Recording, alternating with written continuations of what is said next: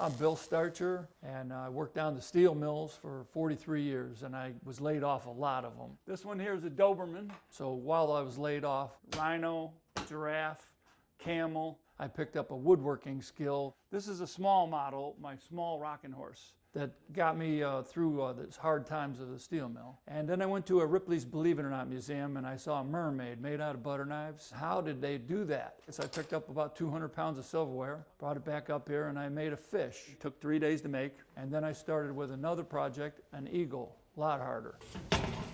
And I was just using the butter knife blades, and the handles were leftovers. Then they might make nice scales on a snake. So I took and made a 29-foot long snake out of roll bar cages and a muffler pipe. Everybody seemed to like the project, so it got me inspired to do more of them. There's 2,000 butter knife blades on him. And when you're looking for silverware at the thrift stores, you know, if you're just buying an 8-piece set, it's not bad at 25 cents a piece.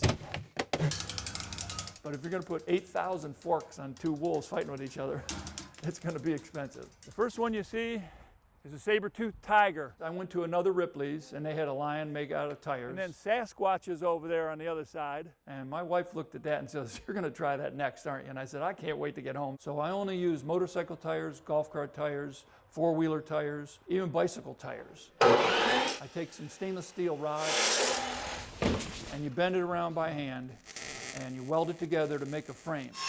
And then I take blue plastic garbage barrels, the big rain barrels, and then I bolt them to the metal structure. Oh, I've made a woolly mammoth, 4 bears, and then I've got a bear ripping into a beehive. And then I put silverware hanging from stainless steel rods for bees flying out of the hive.